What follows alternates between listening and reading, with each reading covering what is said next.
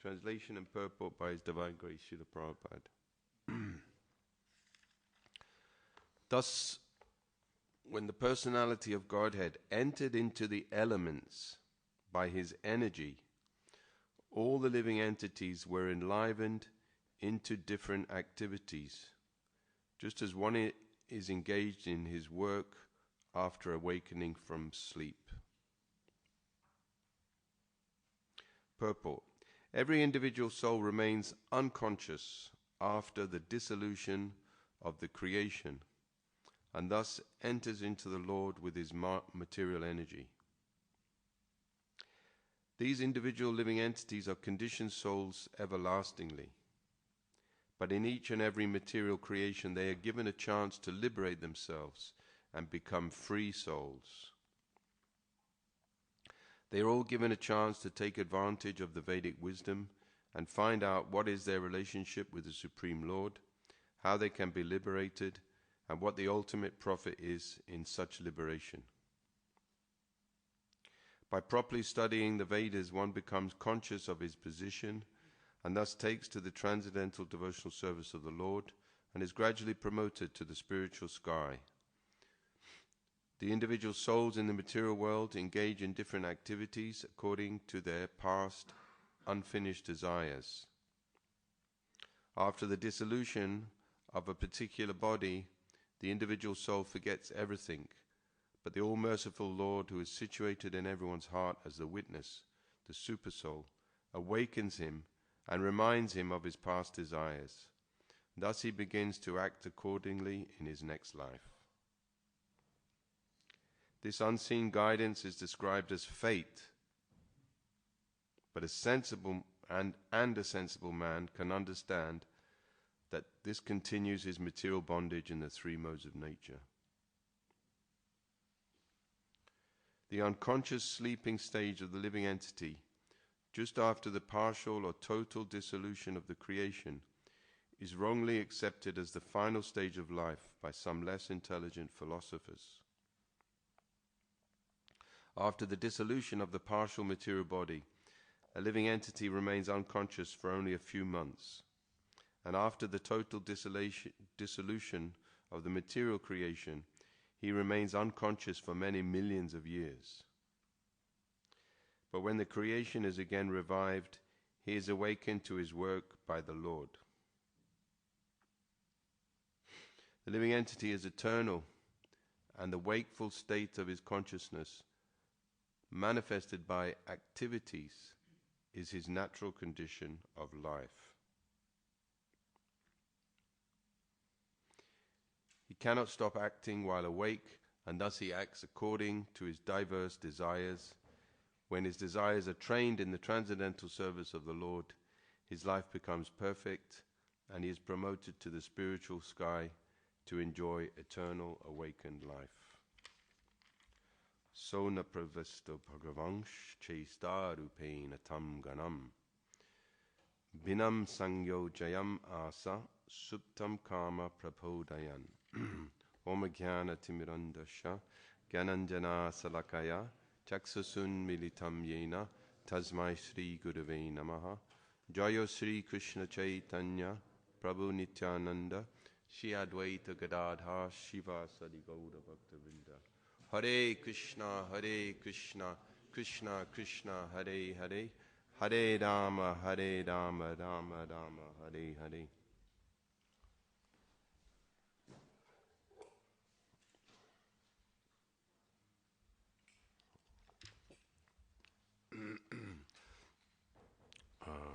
Nahi kaschit chanamapi jatu tistaya karma krit karyate yavisa karma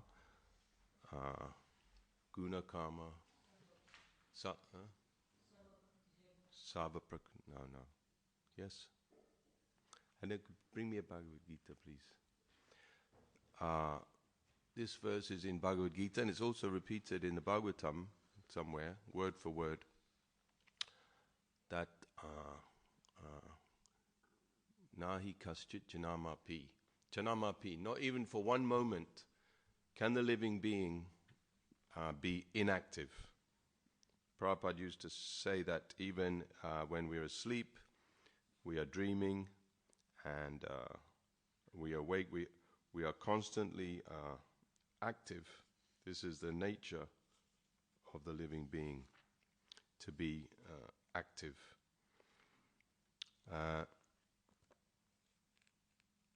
Text 5 of the 3rd chapter of Bhagavad Gita. Everyone is forced to act helplessly according to the qualities that he has acquired from the modes of nature. Therefore, no one can refrain from doing something, not even for a moment.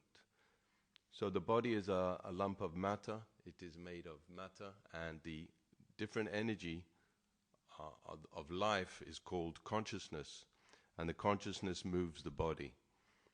This is the basic philosophy of Bhagavad Gita, that there is a difference between the living being and the body. Karanam guna sangosya sada sadyo nijanmasu. And by association with material nature, the living entity is acting life after life according to some hallucinatory idea that he can be happy in this world.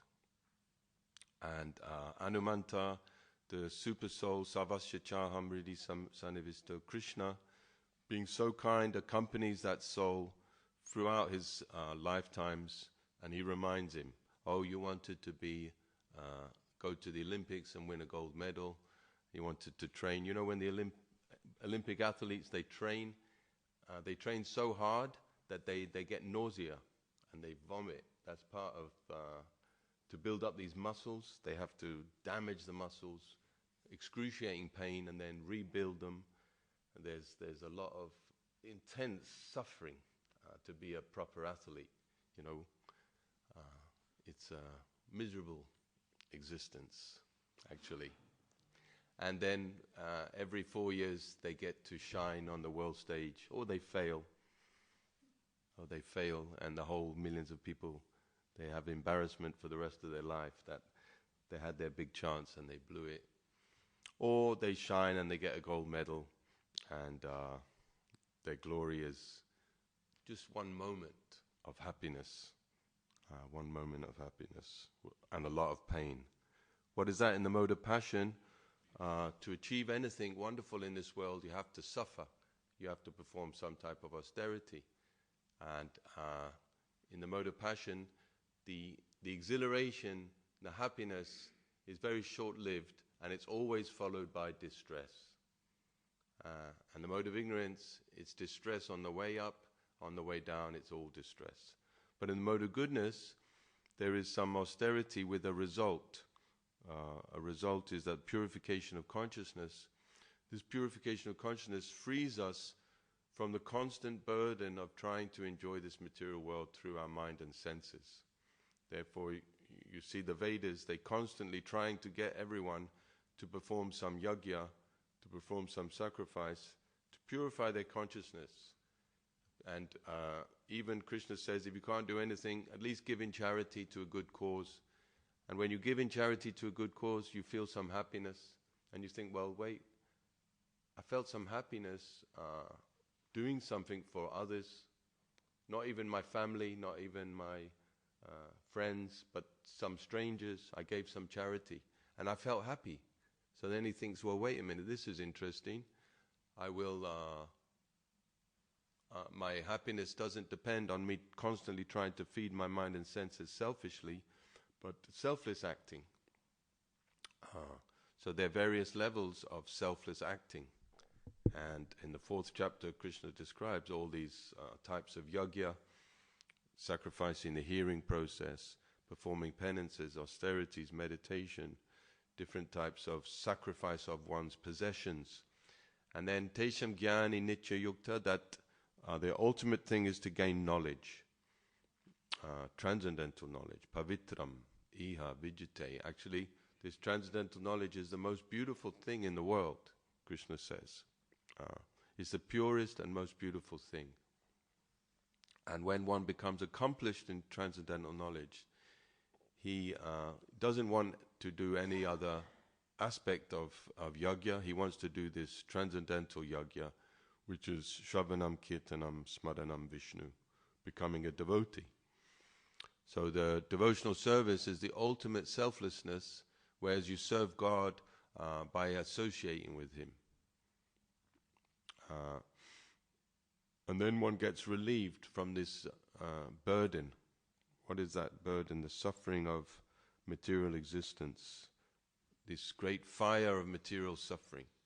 Because everyone's looking for happiness ultimately.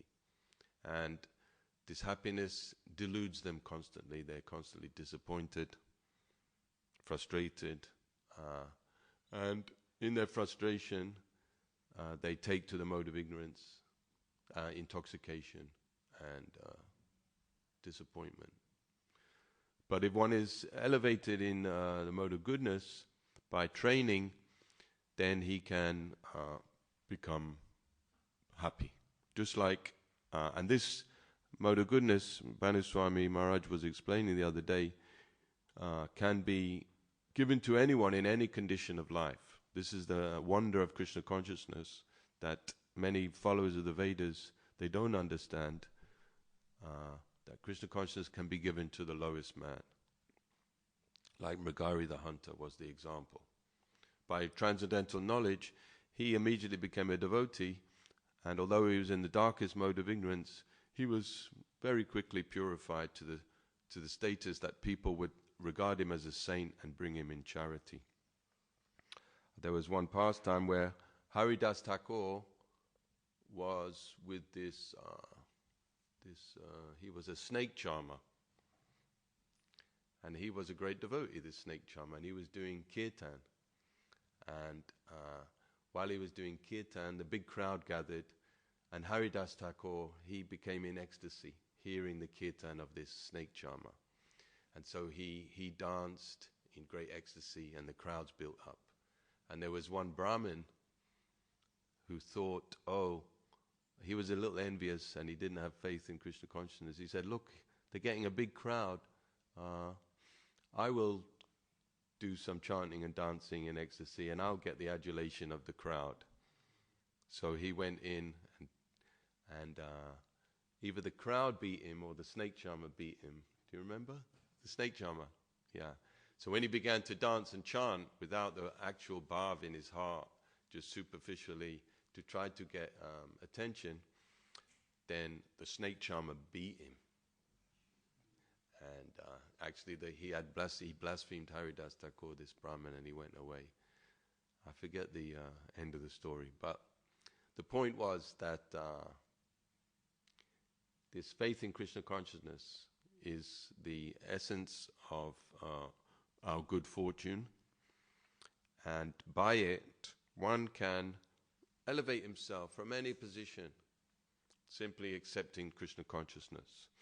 And the reason why the Shastra, Lord Chaitanya, and all his followers and the Parampara, they preach very heavily this Krishna consciousness, this direct devotional service, is because in Kali Yuga nothing else works. All the indirect processes of yajna, meditation, austerity, no one is qualified for them. Although in India you see many people, middle-class, wealthy people, they're very addicted to ritualistic ceremonies. They bring 10 Brahmins to their house, or 12 Brahmins, and they have a big chant, hundreds of mantras, mentioning the names of the demigods and the sages, and giving charity to them, etc., etc. They get a taste from this, right? They get some purification. But it's short-lived, and it doesn't end in this transcendental knowledge that Krishna recommends. Therefore, the devotees are always on a higher stage than the Karmakandis, followers of the Vedas. Because in their hearts, they want material success. Janma Aishwarya Sruta Stribiya Edamana Madapuman Naivahatyati Datam Va Tvama Kinchana Gocharam. So our devotees, we are trying to get to this stage that we don't want anything material. We don't want to take a good birth in our next life, go to heavenly planets, become very great people in this world, or become wealthy and happy with family life. All we want to be able to do is to utter the holy name of the Lord in complete sincerity and dependence on the Lord, with taking shelter of the Lord. Madashraya. This is the wonder of Krishna consciousness, is that we don't have any other qualification except this chanting of the holy name. This is our main qualification for making progress. And the more we can do this in purity, in utter dependence, take shelter of the Lord like a child crying for its mother, then our success is there. And this Krishna consciousness chanting Hare Krishna is the essence of devotional service. It's the mature fruit of all Vedic wisdom, like that. It's a very sublime and mystical process. You can ask, what is the qualification of a devotee? Why is a devotee? What's my qualification to sit on the Vyasasan and give some class and all this, you know? So the qualification of a devotee is that he chants 16 rounds a day. And he chants with attentiveness, effort. He doesn't chant lazy. He doesn't chant mechanically. He doesn't chant for material aspiration. He doesn't chant to gain something in this world or in the next life. He simply chants to try to love Krishna. This is Kriti Sajja Bhavet Sajjam Sadhana. Kriti Sajja Bhavet Sadhana. Bhavasa Sadhana Bida Nichyasidasya Bhavasya Prakracham Iha Sajjati. So we have to accept this goal. We're not here to become, to gain anything, become gurus, become comfortable, to gain religious fame or any type of perfection. We simply want to love Krishna. Bhava, this is the goal of sadhana. And here in this verse, it talks about the jiva going unconscious into Mahavishnu for millions of years and then coming out. Savasya chaham ridi sanivisto. Krishna will help everyone to satisfy their material desires, but he also wants everyone to become Krishna conscious. Therefore, purva abhya sena teneva ariya tovisa jigyasa apiyogasha shabda brahma tivatate. So if you've practiced Krishna consciousness in a previous life, purva abhyas, by your practice, then again you will associate with devotees. Krishna will make some arrangement, life after life, until you can reach the perfect stage. I had in around 2019, 2020, I had 3 operations. I was in this unconscious state.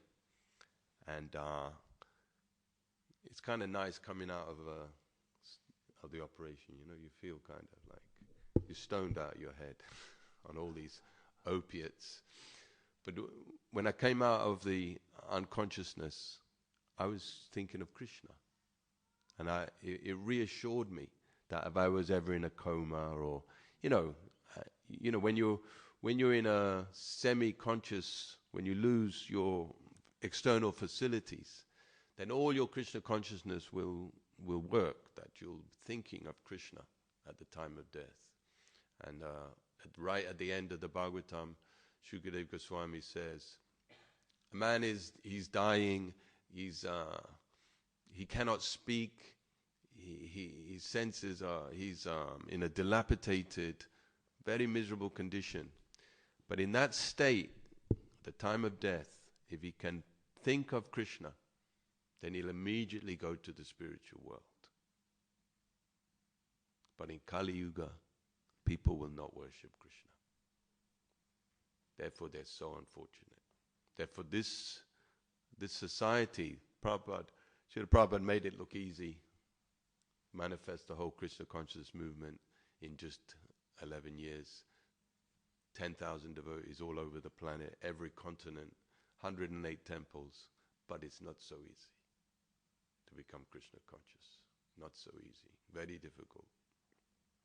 So our business is to forget this material world and all its promises of happiness, to overcome material desires. Apuryamanam achala pratistam samudram apa pravishanti yadvat. The material desires are just like rivers, hundreds of rivers and streams flowing into the heart.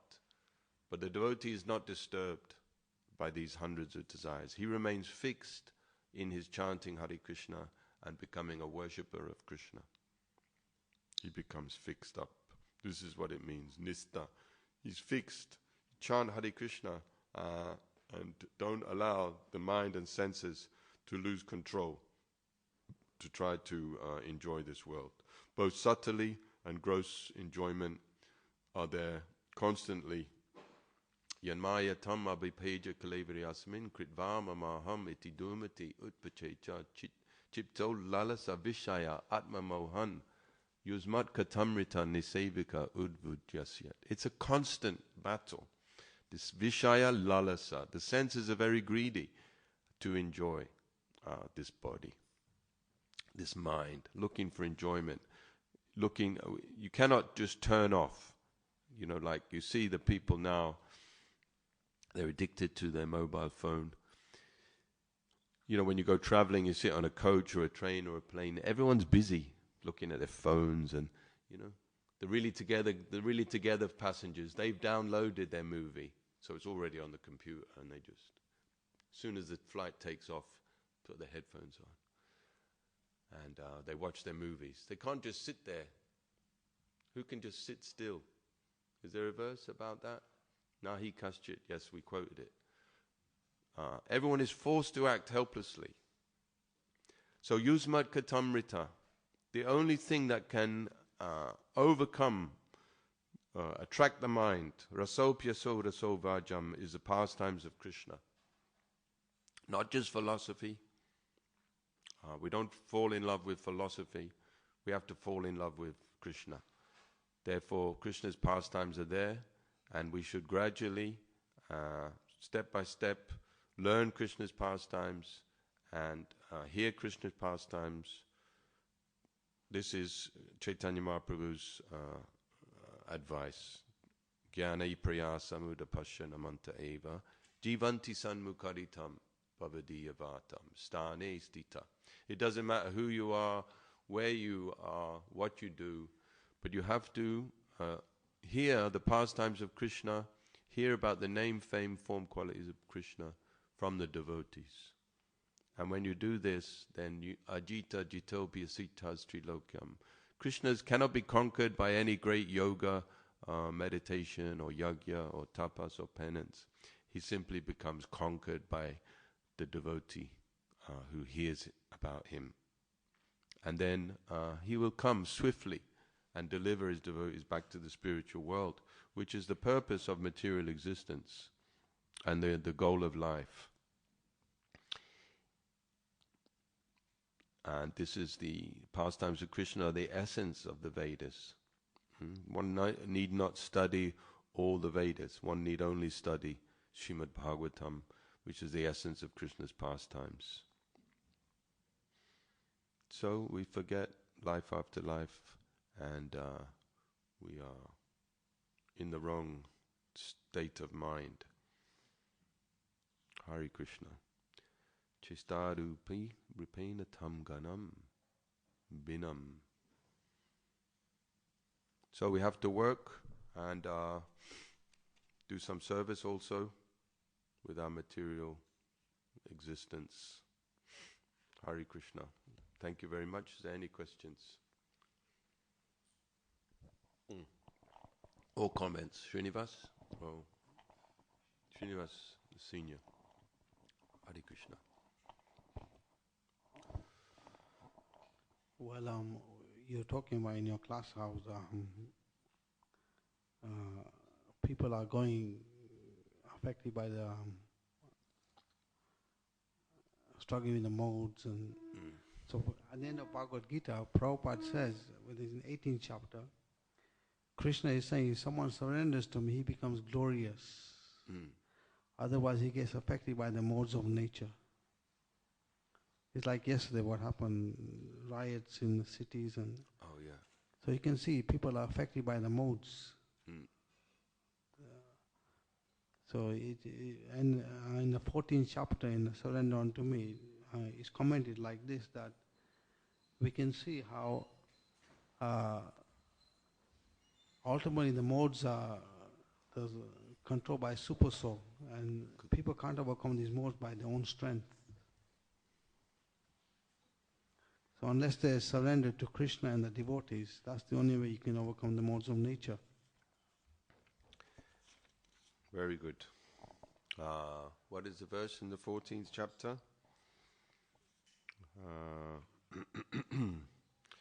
When the embodied being is able to transcend these modes associated with the material body, he can become free from birth, death, old age, and distress, and enjoy nectar even in this life. You see the super soul is active even in the riots, because you see sometimes they get a little brave and they throw something at the police. You know, the police lines, they pick up something heavy and they run and they throw it, and it just kind of hits the policeman's shield, falls on the ground, and it doesn't do anything. But they're not brave enough, they're not foolish enough to go up close and really hurt a policeman. That's very rare, especially when there's a lot of police there, when they know they're going to go to prison, they know they're going to get punished. So they're little super souls acting, giving them the conscience, giving them the intelligence. They haven't killed one policeman. They haven't killed anybody. You know, in Bangladesh, there's hundreds of people dead in the riots there. So is a super soul less attentive to their needs in Bangladesh? I don't know. But it's just a bit of a game. It's not very serious. It'll all be over and life will go on. The sky will be blue, the fruits will fructify on the trees, and you'll need to eat. What can they do? They cannot stop life. But it's because no brain, society has no intelligent leader. So the head is the most important part of the body. So they have no guidance. There's no guidance in society, no intelligence. Therefore everyone's confused.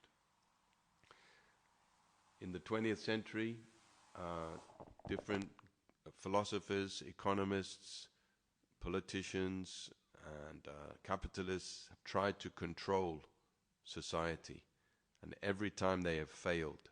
And the one reason they failed is because it's so human society is so vast and variegated and complex than they can imagine. Therefore, everything they do fails. The only solution is to divide the society into 4 occupations and lead it with Krishna conscious intelligence, or at least mode of goodness, where they accept there's a God and one has to be good. And we create first-class men by training, but all their leaders are fools and rascals. Therefore society is in confusion, and now it's frightening to walk down the street. It can be frightening. Anyway, I'm waffling, I'm sorry. I just thought I'd mention something about it. And Taranga, you still want to ask a question?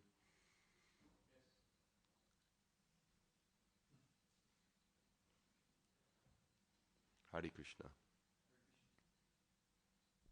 Hare Krishna Prabhu, thank you very much for those points. I found something very, very interesting in Prabhupada's purport. Something sort of Prabhupada writes in the purport, one of the sections, saying that regarding the consciousness and unconsciousness of the living entity, he says, every individual soul remains unconscious after the dissolution, after the creation, and thus enters into the Lord with his material energy. So And then continues in another part of the purport. He says, the individual souls in the material world engage in different activities according to their past unfinished desires. So my point there is that the desires are the only sort of a limiting aspect, or the only thing which they enter into the body of the Mahavishnu. Just the desire or need or desire to be separated from the Lord. The point which I'm trying to indicate is that the false ego, the ahankar, that's another part which Prabhupada says here, that then I found very interesting another reference from another Prabhupada purport which actually explains what is Mahatattva and what is the false ego. Because if the souls are fully entering into the body of the Lord, all the different aspects are kind of stripped away. And the false ego, all the ahankar, is the part of Mahatattva. So my question is how they enter and how they are unconscious. And then Prabhupada actually offers the explanation. Does it make sense so far? So Prabhupada then answers it, what is actually false ego and Mahatattva, in another purport. And this is in Srimad Bhagavatam 2.5.25. He answers, this means that the false ego is the sum total form of the Mahatattva, is generated from the marginal potency of the Lord. And due to this false ego of lording it over the material creation, ingredients are generated for the false enjoyment of the living being. So this is, let me repeat that statement one more time. This means that the false ego in the sum total form of Mahatattva is generated from the marginal potency of the Lord. So basically, we are the marginal potency of the Lord. The living entities are the marginal potency of the Lord. And due to the desire of this marginal potency, the further progress is that the Mahatattva is generated, and that Mahatattva is the false ego. So it's very interesting that only thing that resides with the soul eternally is the desire. Otherwise, everything else is stripped away. So when the Mahatattva enters into the body of, Mahavishnu, the only thing which remains is a desire to still remain separated. And that desire remains, and then everything kind of goes on top, layer upon layer upon layer, when he's entering into the material. Anyway, I'm sorry, this is just like a small reflection which kind of came out from the purport. Yeah, like you're saying, how do they, at the beginning your question, how can something material enter into the body of Mahavishnu? Yeah. So that you're saying nothing material enters into his body. It's just this seed of the material desire remains in the unconsciousness of the jiva. Because even the Mahatattva is material. Even the false ego is considered. So he cannot enter into the body of Mahavishnu. In such a form that the soul carries that false ego when he's in an unconscious state in the body of Mahavishnu. No. The false ego is material. So how can it enter into the body of Mahavishnu? That's what I thought the premise of your statements were about. What you're saying, you said it already, there's just a material desire within the consciousness of the jiva. That's the only thing left, and it's in a seed-like form, and he's unconscious, so therefore that's all that enters into Mahavishnu. Something of that shape. Even it is like, for instance, you can say that Paramatma, as Prabhupada was emphasizing in the purport, is the one who carries the memories or the desires and, let's say, the karmic balance of the individual jiva. So yet when the jiva enters into the body of Mahavishnu, he carries not even material desires, but the seed of that desire is just need of a separation from the Lord. That I want to be separated. Yet the Paramatma holds the intensity and nature of that separation as a, sort of information. And then when the creation is again manifested, the Pradhan creates it, the Mahatattva is created. Then the false ego again goes around the living entity with all its needs and desires and everything. I don't know if it makes sense, but it made sense to me. Anyway, Hare Krishna. Hare Krishna. Thank you very much.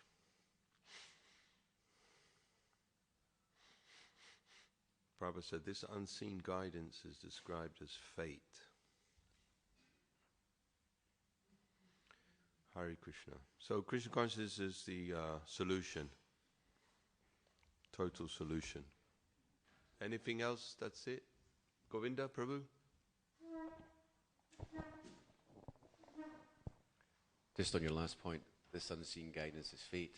It's interesting that when, say, something tragic happens, people say, that's fate. And in an ordinary day, they just think that's just an ordinary, they don't see it as fate. But everything's fate. But we don't really realize it unless it's just something kind of strange happens. Then we think, that is fate. But it's all, everything's fate. In the unseen guidance of the Lord.